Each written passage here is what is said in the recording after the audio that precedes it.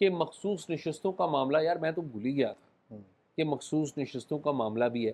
یہ تقریباً محض 34 ہیں، کتنی ہیں؟ یہ 41 ہیں 41. ہاں جو مخصوص نشستیں وہ جو آزاد اراکین والی تھی. ٹھیک ہے. اس پہ آپ کو یاد ہوگا کہ پچھلے مہینے اسپیکر نے ایک خط لکھا تھا الیکشن کمیشن کو، اور انہوں نے کہا تھا کہ جو الیکشن ایکٹ ترمیمی بل ہے اس کے بعد یہ نشستیں وہ پولیٹیکل پارٹیز جن کو پہلے الاٹ کی گئی تھی ان کا حق بنتا ہے، تو آپ ان کو یہ الاٹ کر دیں. پھر ہم نے دیکھا کہ اس کے بعد سپریم کورٹ کا جو مخصوص نشستوں کے اوپر تفصیلی فیصلہ آ گیا. تفصیلی فیصلے کے بعد جو الیکشن کمیشن ہم نے دیکھا کہ 7 دن کو انہوں نے روزانہ کی بنیاد کے اوپر اپنے آئینی اور قانونی ماہرین کے ساتھ ایک وہ کیا سیشنز کیے اور اجلاس ہوئے. یہ ایکسپیکٹ کیا جا رہا تھا کہ شاید یہ اس آئینی اور قانونی ماہرین کوئی نہ کوئی سجیسٹ کریں گے کہ یا مخصوص نشستیں سپریم کورٹ کے فیصلے کے تحت پی ٹی آئی کو دے دی جائیں، یا پھر وہ الیکشن ایکٹ ترمیمی بل کے تحت ان جو سیاسی جماعتیں جن کو پہلے دی گئی تھی ان کو دی جائے. لیکن پھر اس کے بعد الیکشن کمیشن نے یہ فیصلہ کیا کہ ہم دوبارہ سپریم کورٹ کے پاس جاتے ہیں اور ان سے رہنمائی لیتے ہیں، خاص طور کے اوپر مخصوص نشستوں کے تفصیلی فیصلے کے اوپر. یہ سارا ایک پروسیس چلا. پھر اس کے بعد پی ٹی آئی کا احتجاج وغیرہ آ گیا. پھر جو ہے کل اسپیکر قومی اسمبلی ایاز صادق نے دوبارہ سے ایک خط لکھا ہے اور دوبارہ سے ان کو جو ہے وہ یاد دہانی کرائی ہے کہ وہ الیکشن ایکٹ ترمیمی یہ پارلیمنٹ کا استحقاق ہے جو قانون سازی کرنا، اور اس قانون سازی اور جو بل ہے اس کی روح سے یہ نشستیں ان سیاسی جماعتوں کی بنتی ہیں جن کو پہلے الاٹ کی گئی تھی. اس لیے آپ ان کے اوپر وہ کریں، کیونکہ پولیٹیکل پارٹیز کے جو قیادت ہے وہ بھی اس حوالے سے کافی متفکر ہے کہ یہ ابھی تک جو پارٹی کی کمپوزیشن ہے وہ پوری نہیں ہو رہی قومی اسمبلی کے اندر، خاص طور کے اوپر مخصوص نشستوں کے حوالے سے. تو اس پہ آج پھر میں نے کچھ اپنے مختلف ذرائع سے بھی بات کی کہ کیا ایکسپیکٹڈ ہے جو اسپیکر ایاز صادق ہے اس کے خط کے اوپر عمل درآمد کرتے ہوئے کوئی الیکشن کمیشن اس پہ کوئی دے سکتی ہے نشستیں ان سیاسی جماعتوں. یہ سیاسی جماعتیں آپ کو پتہ ہے نا کہ یہ پہلے مخصوص نشستیں مسلم لیگ نون، پیپلز پارٹی، جمعیت علماء اسلام اور باقی جو سیاسی جماعتیں تھیں ان کو دی گئی تھی minus P T I. P T I کو اس لیے نہیں دی گئی تھی کہ یہ ایک پولیٹیکل پارٹی کے طور کے اوپر الیکشن نہیں لڑا تھا، اور پھر یہ بھی کہ انہوں نے مخصوص نشستوں کی فہرستیں بھی نہیں دی تھی. تو اس پہ اب یہ جو میری اطلاعات ہیں کہ الیکشن کمیشن فی الحال اس پہ کوئی فیصلہ نہیں کرے گا، نہ ہی یہ مخصوص نشستیں ان سیاسی جماعتوں کو دی جائیں گی، اور نہ ہی وہ جو سپریم کورٹ کا فیصلہ تھا اس کے اوپر عمل درآمد ہوگا. یعنی الیکشن کمیشن نے دونوں کو جو ہے نا وہ ایک کیا کہتے ہیں سرخ جھنڈی ہوتی ہے وہ دکھانے کے حوالے سے کہ سپریم کورٹ کو بھی سرخ جھنڈی دکھائی گئی ہے، اور یہ جو پارلیمنٹ ہے اسپیکر جس کا کسٹوڈین ہوتا ہے اس کو بھی سرخ جھنڈی وہ کراتے ہوئے ابھی فی الحال کوئی فیصلہ نہیں کرے گا. اور ریزن یہ بتائے گا اس کو اسپیکر کو کہ ہم نے سپریم کورٹ کو اپروچ کیا ہوا ہے مخصوص نشستوں کے تفصیلی فیصلے کے بعد، تو ہم یہ ابھی فی الحال جب تک کوئی سپریم کورٹ کی اس کے اوپر ہمیں رہنمائی نہیں ملتی ہم اس کے اوپر کوئی فیصلہ نہیں کر سکتے.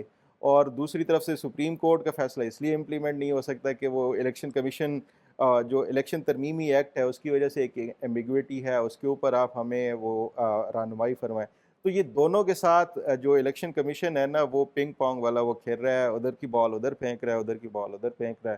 تو ابھی فی الحال کوئی فیصلہ نہیں ہوگا، لیکن یہ متوقع ہے کہ اگر یہ حکومت آئینی ترمیم جس طرح آپ بات کر رہے تھے نا کہ یہ دب گئی تھی اور پھر سے اب دوبارہ ایک بار معاملہ یہ اٹھ رہا ہے آئینی ترمیم کے حوالے سے، اگر یہ الیکشن کمیشن کو یہ واضح ہو گیا کہ جو حکومتی اتحاد ہے اس کے پاس وہ مطلوبہ نمبرز ہیں 2/3 میجورٹی والے، وہ اگر یہ آئینی ترمیم پاس کروانے کے یا جس دن ٹیبل ہوئی اس کے بعد یہ کوئی فیصلہ کر کے الیکشن ایکٹ ترمیمی بل کے تحت کوئی فیصلہ کر سکتا ہے، کیونکہ پھر اس کے بعد اگر کوئی چیلنج کرے گا بھی تو وہ پھر کانسٹیٹیوشنل کورٹ میں جائے گا، یہ موجودہ سپریم کورٹ میں نہیں جائے گا.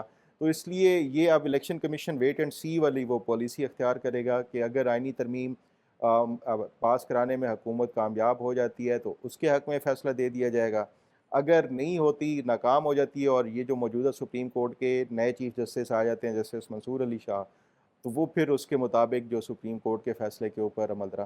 تو جس کی لاٹھی اس کی بھینس کے والا وہ جو معاملہ ہے کہ الیکشن کمیشن اس کے ساتھ جائے گا جس کی لاٹھی اور اس کی بھینس جو ہوگی. تو میرا خیال ہے کہ ابھی کوئی اس پہ اسپیکر کے خط کے اوپر کوئی عمل درآمد نہیں ہوگا، اور سپریم کورٹ کے فیصلے کے اوپر تو آلریڈی عمل درآمد نہیں کیا الیکشن کمیشن نے. اب دیکھتے ہیں کہ اس پہ کیا آگے پھر وہ ہوتا ہے. فخر بڑی انٹرسٹنگ صورتحال ہے یہ، لیکن نا ایک تو مرکز کی صورتحال آپ نے بتا دی. اسلام آباد میں آپ کو پتہ ہے کہ سعودی وفد آ رہا ہے اور پاکستانی حکام یہ دعویٰ یہ کر رہے ہیں، پاکستانی حکومت یہ دعویٰ کری کہ $2 ارب کے سرمایہ کاری کے لیے وہ وفد کے سارے ایم او یو ایسے کچھ نہیں ہوتے، اصل بات سرمایہ کاری ہوتی ہے، ٹھیک ہے. لیکن یہ ہے کہ وہاں کے بزنس مین آ رہے ہیں تو ان سینس یہ اچھا انیشیٹو ہے. ساتھ ہی ساتھ اگر آپ چلے جائیں ریڈ زون میں تو وہاں پر ایک تو سعودی وفد کی بھی تیاریاں ہو رہی ہیں، اسلام آباد میں پورے میں شنگھائی تعاون تنظیم کے اجلاس کی تیاریاں ہو رہی ہیں. آپ کو پتہ ہے کہ چین کے ہیڈ آف گورنمنٹ وہ بھی آ رہے ہیں، رشیا کے ہیڈ آف گورنمنٹ وہ بھی آ رہے ہیں، انڈیا کے فارن منسٹر آ رہے ہیں، وہ بھی ہو رہا ہے. لیکن ایٹ دی سیم ٹائم فخر جو بلوچستان اور خیبر پختونخوا ہے وہاں پر الگ سے چیلنجز شروع ہو رہے ہیں. 11 اکتوبر کو خیبر پختونخوا میں پشتون تحفظ موومنٹ نے ایک ریگی کے مقام پر، یہ پشاور کے نواح میں ہے، یہ یہاں پر ایک بلایا ہوا ہے قومی پشتون جرگہ یا قومی پشتون عدالت، یہ انہوں نے بلائی ہوئی ہے. اور ظاہر منظور پشتین روح رواں ہیں سارے معاملے کی، تمام سیاسی جماعتوں کو اکٹھا کر رہے ہیں، تمام جو امپارٹنٹ فگرز ہیں پشتون امپارٹنٹ فگرز ہیں ان کو سب کو بلا رہے ہیں اور مشورہ کر رہے ہیں. مشورہ کیا کر رہے ہیں کہ وہ یہ کر رہے ہیں کہ جو کچھ پشتون علاقوں میں ہو رہا ہے، یعنی کہ خیبر پختونخوا میں جو ہو رہا ہے وہ ٹھیک نہیں ہے، ٹھیک ہے، اور اس کے اوپر وہ ایک جسے کہتے ہیں کہ ایک قومی مشاورتی اجلاس بلا رہے ہیں، جرگہ کر رہے ہیں. آج آپ کو پتہ ہے کہ 9 اکتوبر ہے. 9 اکتوبر کو انہوں نے جمرود میں ایک میٹنگ بلائی تھی پشتونوں کی، اور مختلف جگہوں سے پشتون جو ہمارے بھائی ہیں وہ جمرود میں میٹنگ کے لیے آ رہے تھے. اب جمرود میں ایک میدان ہے جہاں پر بلایا گیا تھا. پہلے تو یہ میدان پولیس نے رپورٹڈلی کھود دیا، پھر مختلف جگہوں سے جو پشتون آ رہے تھے، خیبر پختونخوا گورنمنٹ خیبر پختونخوا گورنمنٹ کی PTI. اچھا ویسے اس حوالے سے خیبر پختونخوا ہو یا اسلام آباد ہو یا جو بھی ہو، PTI کی پولیس نے اس کو روک دیا. آپ کو پتہ ہے کہ یہ پولیس کیسے کام کر رہی ہے. تو ایک تو کھود دیا، پھر وہاں پر فائرنگ کا ایک انسیڈنٹ ہوا اور 3 جو PTM کے جوان ہیں وہ شہید ہوئے. میں تو شہید کہوں گا ان کو. اچھا یہ بھی یہ پولیس کی طرف سے فائرنگ کی گئی ہے رپورٹڈلی مبینہ طور پہ، دوسرے کوئی FC یا مبینہ طور پہ پولیس کا نام لیا جا رہا ہے. پولیس اس کے بارے میں موقف نہیں دے رہی، ٹھیک ہے. وہ ہمارے بڑے اچھے ینگ رپورٹر ہیں رسول داوڑ، میری ان سے بھی بات ہوئی تو وہ ان کا بھی کہنا تھا کہ پولیس از ٹائٹ لپڈ، کہ وہ بالکل کوئی موقف نہیں دے رہے، کیونکہ ظاہر ہے ایک پشتون نیشنلزم ہے ایک، اور لوگ بہت زیادہ تھرائیو کرتے ہیں. اچھا آپ دیکھیں انتظامیہ نے کیا کام کیا ہے کہ کوہاٹ کا ٹنل بند کر دیا کہ لوگ اس میں شریک نہ ہو سکیں، اور جو وہ جلسہ گاہ جانے کی طرف رستے ہیں وہ بند کر دیے. وہی ٹپیکل جو طریقہ کار ہے ہمارے ہاں. اس سے پہلے بھی ایک واقعہ ہوا، وہ یہ ہے کہ 6 اکتوبر کو آپ کو پتہ ہے چھٹی کا دن تھا. چھٹی کے دن انہوں نے فیڈرل گورنمنٹ نے ایک لیٹر نکالا اور لیٹر نکال کے پشتون تحفظ موومنٹ پر پابندی عائد کر دی، جو کہ صریحاً زیادتی ہے اور ظلم ہے یہ پشتون تحفظ موومنٹ کے ساتھ، ان کے پولیٹیکل کارکنوں کے ساتھ، کیونکہ یہ گملہ بھی نہیں توڑ رہے. اچھا اور اس کا بیک گراؤنڈ کیا ہے؟ میں اب ریاست کو کس بات کا غصہ ہے جو کہ مجھے سمجھ میں آتی ہے کہ یہ ان کو غصہ کیا ہے. فوج آپ کو پتہ ہے ہمارا کلیدی ایک آرگن ہے جو کہ یہ سسٹم چلا رہا ہے، اسے اسٹیبلشمنٹ کا نام لیتے ہیں اور انٹیلیجنس ایجنسیاں ساتھ ہوتی ہیں. تو جو خیبر پختونخوا میں جو قتل و غارت گری ہوئی ہے، انسانی حقوق کی وائلیشنز ہوئی ہیں، ان کے اوپر جولائی 2014 میں یہ منظور پشتین اور ان کے ساتھیوں نے ایک تنظیم بنائی تھی. اسے انیشلی کہا گیا تھا محسود تحفظ موومنٹ، MTM، ٹھیک ہے. یہ 2014 کی بات ہے، جولائی 2014 کی. اور ان کے مطالبات کیا تھے؟ بیسک مطالبات کیا تھے؟ 6 تھے بیسک مطالبات. نمبر 1 یہ کہتے تھے کہ ایکسٹرا جوڈیشل کلنگ وہ ختم کریں. پھر یہ کہتے تھے کہ ہمارے علاقوں میں جو آپ نے لینڈ مائنز بچھائی ہوئی ہیں وہ ختم کریں. 2 پھر یہ کہتے تھے کہ جن لوگوں کو آپ نے مسنگ کیا ہے ان کا پتہ بتائیں کہ وہ لوگ کدھر گئے ہیں. ٹھیک ہے. پھر چوتھے نمبر پہ یہ کہتے تھے کہ وکٹمز آف وائلنس جو ہیں ان کو کمپنسیٹ کریں. مثال کے طور پہ وکٹم آف وائلنس کو، ایک تو ہے نا دہشت گرد، جن لوگوں نے دہشت گردی کی ہے وہ ان کی بات نہیں ہو رہی، جو انوسنٹ لوگ مارے گئے ان کی آپ داد رسی کریں. اور پھر کچھ انوسنٹ لوگ تو ادھر کی فائرنگ سے بھی تو مرے ہیں نا. ٹھیک ہے.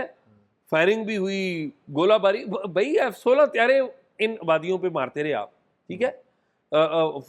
مبینہ بمباری وہاں پر ہوتی رہی.